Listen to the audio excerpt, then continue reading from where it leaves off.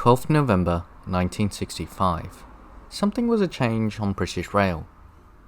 A new form of traction was going to change the landscapes of the railways of Britain. This new locomotive would be silent. It wouldn't huff and puff like a steam locomotive, nor would it have loud diesel engines of the diesel electrics. It would almost be completely silent, bar for a noisy compressor. While electric trains weren't new to Britain, electrification would revolutionize the West Coast Main Line, speeding up trips from London, Euston to Manchester and Liverpool, simply by using electric railways. This new series hopes to explore about how we came from the 1955 modernisation plan to tilting trains that travel all the way from England to Scotland. My name is Jamie, and I'm here to tell you all about the West Coast Main Line early electrification from 1950 to 1967. This will be a series that mainly focuses on the electrification all over Britain. However, to keep it simple, I'll be focusing on the AC electrification schemes. Next week's video will be about America's nuclear missiles by rail systems. So, tune in next week to find more about this piece of history. With the formation of British Rail in 1948, the railways had to pick up the pieces of a run-down and damaged railways, either from neglect or lack of funds during the war, or even by direct damage from German bombing raids. Over time, work set to repair and rebuilding the railways. British Railways had continued to produce updated steam locomotives from the big four railway companies. This included the LNER, the Great Western Railway, the London, Midland and Scotland, and Southern Railways. This class of standard class of British Railways would produce iconic engines such as the Standard 5, or as we know it as the Black 5, or the Standard 8 class, or the single survivor, the Duke of Gloucester. British Railways would initially make a small profit by the start of the 50s, but it would turn to a major loss with increased competition from both road and air traffic. This was due to a large sell-off of wartime vehicles and transport aircraft. So, for example, the C-47s, they were now either passenger planes or cargo planes, and there was a lot of trucks left over from the war. So this really contributed to the downfall of British Railways in terms of being able to make a good profit. The reality was that the railways had to modernise, and a government reviewed the situation and determined things needed to change. A report was created, and this would be named the Modernisation and Re-equipment of British Railways. However, this would be later known as the 1955 Modernisation Plan. It pushed for the electrification of the main lines of the East Coast Main Line and the West Coast Main Line. Large-scale replacements of steam engines with diesels, new rolling stock, replacing the older grouping era rolling stock with newer Mark I's and Mark II's. This would also sadly include the closure of smaller branch lines and the creation of larger marshalling yards. This plan had hoped to turn things around and hopefully cause British Railways to turn a profit by 1962. This plan was to hopefully increase speed, reliability, safety, and line capacity. The total cost of enacting this 1955 plan was to be £1.24 billion. The traction policy was that the large scale of diesel locomotives would replace steam engines as a whole. 2,500 locomotives would be procured from 10 years as this plan.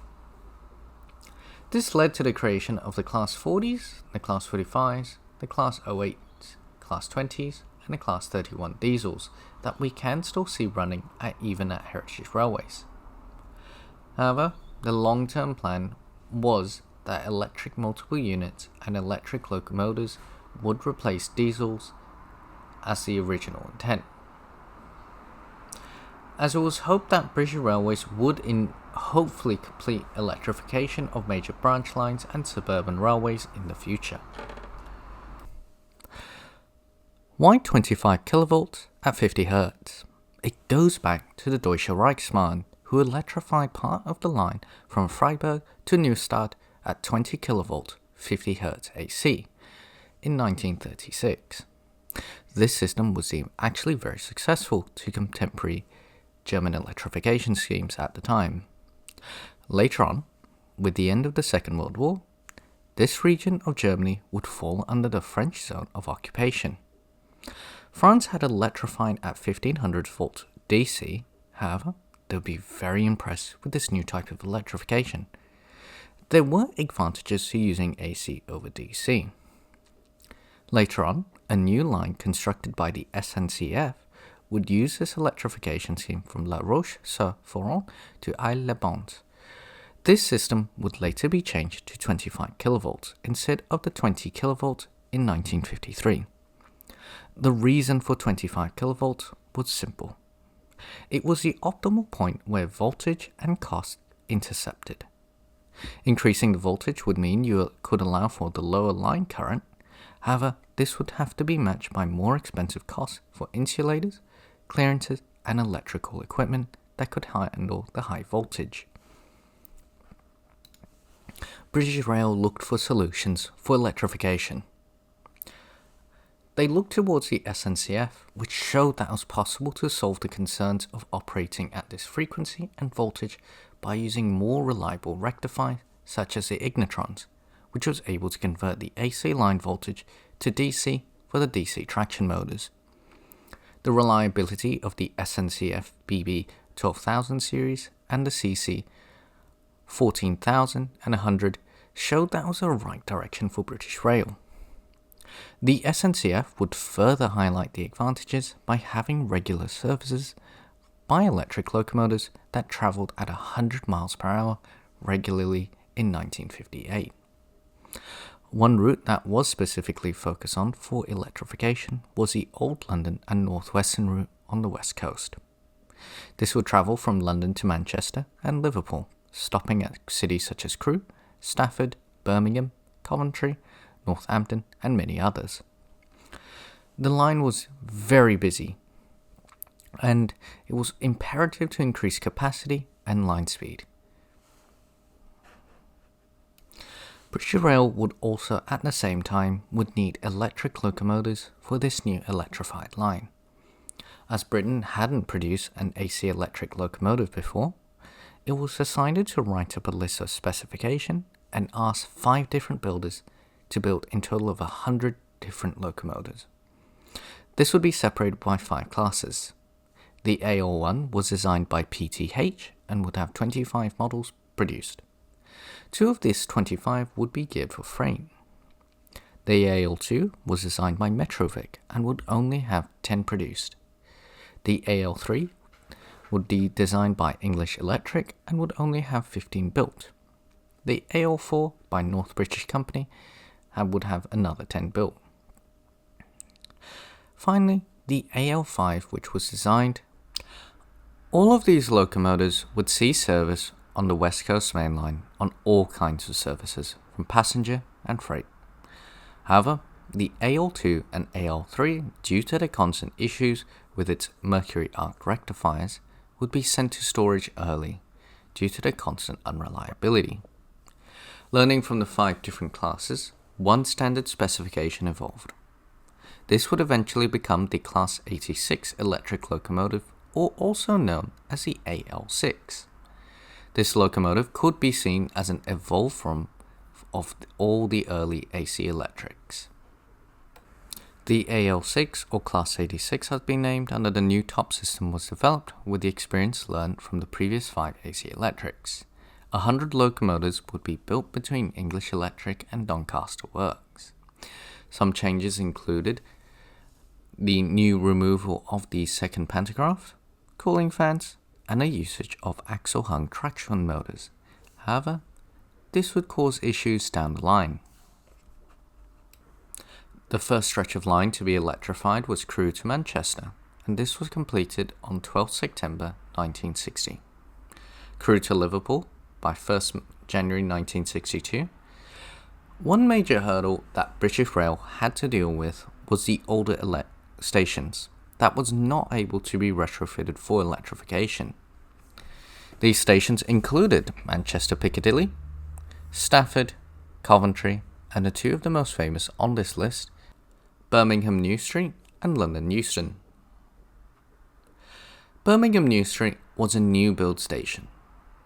The old station would be demolished and the hotel would be also demolished in 1964. Designed by Kenneth J. Davies, it would feature now 12 through platforms, replacing the old 8 platforms and the 6 bay platforms. It would feature modern amenities such as escalators, stairs, and lifts. It would also sell the air rights, allowing for the construction of Birmingham Shopping Centre from 1968 to 1970. The new station would be designed to handle 650 trains and 60,000 passengers per day.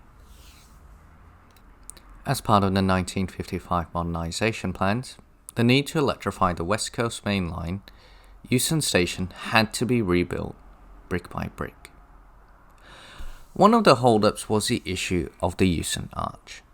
London County Council granted permission to do the rebuild on one condition, that the arch was to be restored and re-sited. Protests and objections led to conversations with the Prime Minister at the time, Harold Macmillan. Between costs and the lack of place to even place the arch in the future, led to the arch eventually being demolished. Despite the demolition, the station would actually remain open with a temporary structure with ticket offices and essential facilities. During construction, a minimum of 11 platforms would remain open at any time, and at an 80% capacity during the years that was under construction. This new station would have 18 platforms with a signal and communications building above it. Signalling would have to be reworked, and tracks would be fitted with the British Rail AWS for increased safety. By 1966, 15 platforms would be completed, and electric train service would begin on January 3, 1966. To handle increased parcel traffic, an automated parcel depot would open on 7th August 1966. The first electric trains would run from the West Coast Main Line from London to Manchester by the end of November 1965 and from London Euston on January 3rd. With the introduction of the BR corporate livery in 1965, the new trains leaving Eucen would have mixed livery rakes, with the locomotives having the old electric blue livery with a yellow warning panel, followed by a rake mixed of the old maroon livery Mark 1s and the newer blue-grey Mark 1s. In 1966, a new high-speed long-distance service was created. This was known as Interc City. This service would show a massive reduction in service times, reducing travel times compared to the older steam services, which offered 3 hours and 30 minutes to Manchester and Liverpool, via the top link steam services using steam locomotives such as Coronation Class and Princess Class. With the electric trains, journey times was reduced to 1 hour and 35 minutes to Birmingham and 2 hours to Manchester. This was a great success and would boost the popularity of British Rail.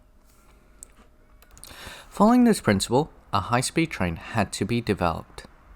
The Advanced Passenger Train, or Class 370, would be developed as a response to this plan. In the next video, I'll go in depth about the construction and development of Britain's Advanced Passenger Train, a train that was able to kill into curves while being able to keep its speed, and would still be one of Britain's fastest trains even to this day, with only the Pendolino being able to break its record. Thank you for your continued support, and it's seriously appreciated. I hope that I can always make content that you guys watch and then love and enjoy. So I do hope to see you at next week's video about America's plans to put ICBMs on rails. So don't forget to like this video, and I just want to say thank you from me, my partner, and Mr. Morris.